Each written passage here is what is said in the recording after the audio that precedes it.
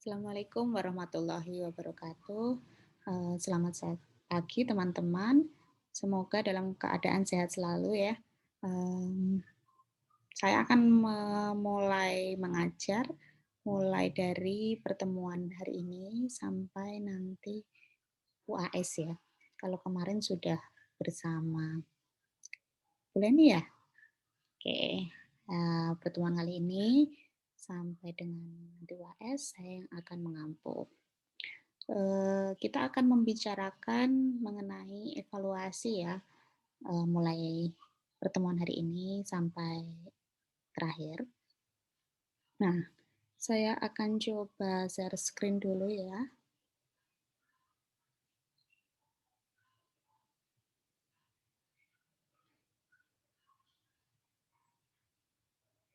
Oke.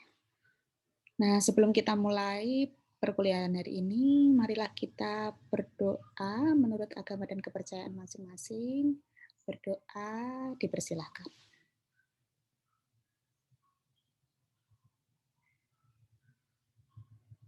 Berdoa selesai.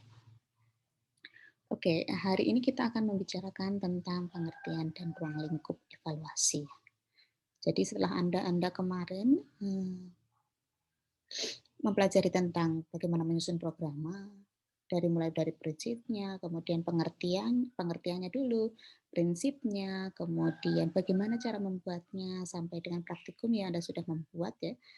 Saya harap itu menjadi portofolio kalian ya. Jadi kalau mengerjakan yang sungguh-sungguh. Nah, selanjutnya adalah pengertian dan ruang lingkup evaluasi. Pertemuan hari ini sampai dengan yang terakhir, Anda diharapkan dapat menyusun instrumen evaluasi dari program penyuluhan. Nah, kalau dilihat pengertiannya ya, evaluasi ini banyak sekali pengertiannya. Nah, evaluasi ini apa sebenarnya? Untuk melihat suatu program, apakah dia berhasil atau tidaknya, maka biasanya dilakukan evaluasi. Di sini ada yang bisa menjawab dengan bahasa sendiri, apakah yang dimaksud dari evaluasi? Oke, kita lanjutkan ya. Kalau menurut Kiefer, di sini evaluasi sebagai proses penyelidikan ya, untuk melihat apakah sesuatu itu bernilai, sesuatu itu bermanfaat. Jadi dari suatu program ya, atau prosedur, proyek, dan sebagainya. Melihat sesuatu bernilai, bermanfaat ini menurut Kiefer. Lain hanya dengan Madhouse, di sini memaparkan bahwa evaluasi adalah studi yang dirancang dan dilaksanakan untuk menilai sesuatu. Jadi hampir sama ya. Jadi untuk menilai manfaat, tentang program, tentang produk, tentang prosedur, tentang proyek, ini dinamakan evaluasi. Sama halnya dengan Lehman dan Stark dan Thomas. Di sini evaluasi merupakan suatu proses atau kegiatan pemilihan, pengumpulan, analisis, penyajian informasi, yang nantinya akan menjadi dasar dalam pengambilan keputusan serta penyusunan program selanjutnya. Sama halnya dengan Anda ini ya. Nanti ketika Anda sudah selesai ya membuat programnya, nanti Anda nilai juga evaluasi apakah pelaksanaannya sudah sesuai atau belum. Kemudian nanti akan menjadikan dasar untuk pelaksanaan selanjutnya ya, program selanjutnya di tahun-tahun selanjutnya. Nah, selain itu, ada menurut Brikerhoff, ada menurut Tyler, dan ada menurut Adekunto. Adekunto menyatakan bahwa kegiatan evaluasi ini dimaksudkan untuk mengetahui seberapa tinggi keberhasilan suatu programnya. Kalau dinyatakan berhasil, ya berarti sudah mencapai tujuannya. Tujuan sudah tercapai, berarti suatu program itu dinyatakan berhasil. Itu pengertian-pengertian dari evaluasi. Di dalam melakukan evaluasi, ada yang dinamakan, orangnya dinamakan apa? Evaluator program. Jadi, orang yang melakukan evaluasi merupakan evaluator program. Sebenarnya orang-orang ini siapa ya? Orang-orang ini merupakan orang-orang yang dipercaya ya Jadi orang-orang yang berkepentingan dalam melaksanakan evaluasi. Jadi orang yang berkompeten juga, tidak asal ya dipilih, orang yang memiliki kompetensi dalam melakukan evaluasi. Nah, tujuannya apa sih sebenarnya dan manfaatnya apa dari evaluasi program? Kalau menurut WIS di sini tujuan evaluasi itu adalah untuk menunjuk pada penggunaan metode, kemudian menekankan pada hasil suatu program. Kemudian yang ketiga, penggunaan kriteria untuk menilai. Dan keempat, kontribusi terhadap pengambilan keputusan dan perbaikan program di masa yang akan datang. Nah, apa yang dimaksud yang pertama, menunjuk pada penggunaan metode penelitian? Menunjuk pada penggunaan metode penelitian, nah, evaluasi ini merupakan suatu alat ya, jadi untuk menilai. Ini juga termasuk Anda bisa melakukan penelitian melalui evaluasi. Ketika Anda sudah berhasil menilai, ketika Anda sudah bisa melihat suatu program itu mencapai tujuan ya, tujuan tercapai, kemudian Anda tahu rentangnya, keberhasilannya sampai mana, baik-baik sekali, kemudian excellent atau mungkin dia gagal gitu, kurang dan sebagainya. Maka Anda sudah melakukan juga metode penelitian dan menilai gitu. Kemudian yang kedua adalah menekankan pada hasil suatu program. Tentu saja ketika Anda membuat program, yang diinginkan adalah mencapai tujuan. Tidak ada yang tidak ingin mencapai tujuan. Jadi intinya adalah ketika berhasil, ya tujuannya tercapai. Dan tingkatannya tinggi gitu. Kemudian yang ketiga adalah penggunaan kriteria untuk menilai. Nah, dalam evaluasi, evaluator ini yang orang yang dipercaya, berarti dia sudah kompeten untuk menyusun instrumen dalam mengevaluasi. Mengukurnya sudah bisa. Ketika mengukur, membuat instrumen sudah bisa, maka ya akhirnya bisa juga digunakan dalam mengevaluasi ya. Dia harus. Kemudian kontribusi terhadap pengambilan keputusan. Nah, jika program ini sudah berhasil, maka ke depannya akan ada program lain, misalkan ya. Program lainnya apa? Kemudian ketika gagal, apa yang perlu diperbaiki ke depannya? Apakah nanti diulang lagi atau mungkin separuh program yang lain atau separuh perbaikan? Itu kan harus dinilai. Jadi penting sekali ya tujuan dan manfaat evaluasi. Ketika nanti Anda apapun ya, Anda di himpunan, Anda berkegiatan apapun pasti juga ada evaluasinya. Ketika Anda belajar pun ada evaluasinya. Evaluasinya dengan apa ya? Grade nilai Anda. A, B, C, D, E gitu kan.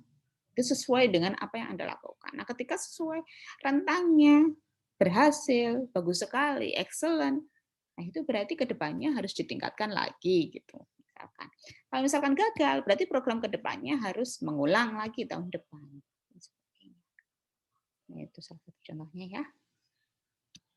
Nah, adapun pendapat lain menurut Kirkpatrick, mengapa perlu dilakukan? Sangat perlu dilakukan evaluasi program. Yang pertama adalah untuk menunjukkan eksistensi dari dana yang dikeluarkan. Nah, ini penting sekali ya ketika Anda menyusun program ya. Itu kan ada dananya. Ada dana berasal dari mana? Mungkin APBD, mungkin dana dari Pemda gitu. Kemudian ketika dana itu dikeluarkan, maka harus ada laporan dan pencapaian yang dihasilkan dari dana tersebut. Take and give dong, kita tidak memberikan sesuatu hal dengan percuma dong gitu. Jadi harus bisa berhasil. Nah, gitu. Kemudian yang kedua adalah untuk memutuskan apakah kegiatan yang dilakukan akan diteruskan atau akan dihentikan. Kalau misalkan gagal di tahun ini program, nah apa yang perlu diperbaiki di tahun depan? Apakah perlu diganti program lain? Atau sebelum diganti Anda harus memperbaiki program yang kemarin gitu. Tapi usahakan bahwa semua program itu berhasil dilakukan. Kemudian yang ketiga adalah mengumpulkan informasi bagaimana cara untuk mengembangkan program di masa yang akan datang. Jika program itu sudah bagus ya, kan tahun ini Anda mengadakan program atau membuat PKM dan sebagainya. Oh, programnya sudah bagus, lolos fakultas. Nah, universitas belum lolos, berarti ke depannya harus perbaikan lagi apa yang kurang. Diperbaiki lagi, direvisi lagi. Mana-mana yang kurang, mana-mana yang kurang tepat. Agar bisa bagus program tersebut. Nah, Kemudian menurut Sukmadinata, ada tujuan dari evaluasi program. Yang pertama, ya pastinya membantu perencanaan ya untuk pelaksanaan. Jadi tidak hanya direncanakan saja, dilaksanakan saja, tapi perlu dinilai berhasil atau tidak. Kemudian membantu dalam penentuan keputusan, penyempurnaan atau perubahan program.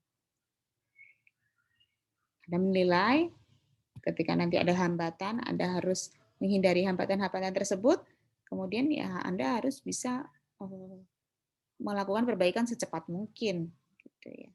Kemudian yang ketiga, membantu dalam penentuan keputusan keberlanjutan atau pemberhentian program. Ketika tidak gagal terus, sudah mungkin dievaluasi bahwa tidak layak untuk dilakukan lagi. Jadi dihentikan saja. Kemudian yang keempat adalah menemukan fakta-fakta dukungan dan penolakan terhadap program. Jadi program itu ada berbagai hal ya. Ketika Anda merencanakan belum tentu semuanya didukung atau belum tentu juga ya tidak mendapat dukungan ya. Jadi ditolak oleh warga karena tidak cocok misalkan. Tapi ya, Anda juga menyertakan juga bisa terlihat ketika di lapang apakah sudah mendapatkan dukungan atau tidak. Biasanya yang Anda rencanakan adalah sesuatu hal yang berdasarkan FGD ya, berdasarkan diskusi gitu. Jadi Anda sudah menggali apa yang dibutuhkan oleh masyarakat. Jadi ketika dievaluasi ya pasti ada fakta dukungannya dibandingkan ada fakta penolakannya. Gitu. Kemudian yang kelima adalah memberikan sumbangan dalam pemahaman proses psikologi, sosial politik dalam pelaksanaan program serta berbagai faktor yang mempengaruhi program. Jadi karena kita ya bidang penyuluhan banyak sekali berinteraksi dengan manusia ya. Jadi berhubungan dengan psikologis, sosial, politik dan ini budaya orang. Jadi biasanya program itu memberikan banyak pengalaman bagaimana menghadapi orang, bagaimana bekerja sama dengan orang. Jadi kita tidak bisa bekerja sendiri. Jadi ingatlah bahwa Anda harus menggandeng masyarakat dalam melaksanakan suatu program. Keberhasilannya ditentukan dari apa? Dari bagaimana Anda bekerja sama dengan masyarakat. Kemudian bagaimana Anda bisa melakukan program tersebut sesuai dengan rencana ya. Dari mulai dananya, kemudian tempatnya, kemudian pihak yang terlibat. Selanjutnya, ini Purwanto dari Supapan juga menyebutkan bahwa tujuan evaluasi adalah bisa mengkomunikasikan program kepada masyarakat. Anda sebagai komunikator pembangunan ya, jadi tidak hanya Anda berkomunikasi dengan teman Anda, tapi Anda juga harus berkomunikasi dengan orang lain, komunikasi dengan masyarakat lebih pede gitu ya. Jadi dalam menyampaikan programnya juga harus lebih confident lagi ya, lebih percaya diri. Kemudian yang kedua adalah menyediakan informasi bagi pembuat keputusan. Ketika Anda menjadi pembuat keputusan juga ya, maksudnya tidak hanya sendirian, tapi ada berbagai tim, ada tim yang bekerja sama. Jadi kita tahu dari program itu apa yang dihasilkan, apa yang telah dilakukan, pesertanya berapa, dan yang setelah dikeluarkan berapa. Anda memberikan keputusan untuk, nah yang ketiga, apakah nanti akan dilanjutkan ataukah nanti akan berhenti. Kemudian yang ketiga adalah menyempurnakan program yang ada. Jadi ya ketika kurang, maka harus ada yang disempurnakan. Ketika ada kendala-kendala, maka kendala tersebut yang harus dikurangi, dihilangkan. Gitu. Kemudian yang keempat adalah meningkatkan partisipasi dan pertumbuhan. Pertumbuhan di sini apa? Bukan berat badannya yang tumbuh ya, atau tinggi badannya yang tumbuh ya. Berat badan kalau tumbuh kan melebar ya. Jadi bertambah berat ya. Nah, ini pertumbuhan di dalam masyarakat ya. Jadi bertumbuh, berkembang, pola pikir gitu ya, sikap, pengetahuannya yang tumbuh dan berkembang. Gitu. Nah, intinya adalah ketika kita melakukan evaluasi, ini bertujuan untuk mengetahui bagaimana sih tujuannya sudah sampai mana gitu. Kita kan ada beberapa tujuan ya, yang ada cantumkan di program. Ada 1, 2, 3 mungkin tujuan. Apakah tujuan pertama sudah terpenuhi? Apakah tujuan kedua sudah terpenuhi? Atau tujuan ketiga sudah terpenuhi? Semua tujuan terpenuhi. Atau ketika ada eh, halangan, kemudian ada kendala gitu ya. Apakah kendala tersebut bisa diminimalisir gitu atau dihilangkan? Nah, gitu. Nah, sampai sini dulu.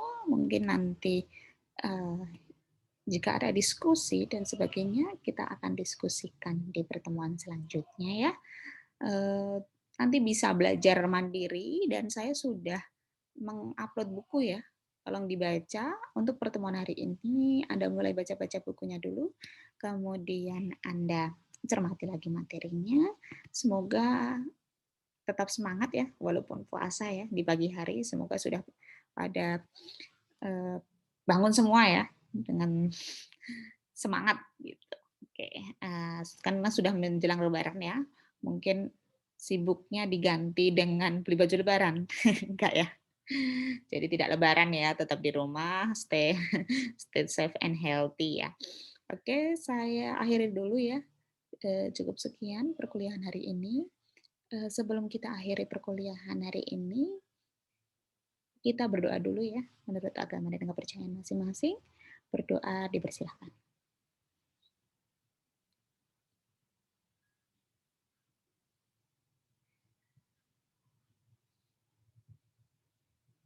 Berdoa selesai. Alhamdulillahirabbil alamin. Tolong dipelajari baik-baik ya. Kita bertemu di pertemuan selanjutnya. Saya ucapkan mohon maaf yang sebesar-besarnya jika terjadi atau terucap kata-kata yang tidak berkenan. Semoga Anda semua sehat. Akhir kata, wassalamualaikum warahmatullahi wabarakatuh. Sampai jumpa.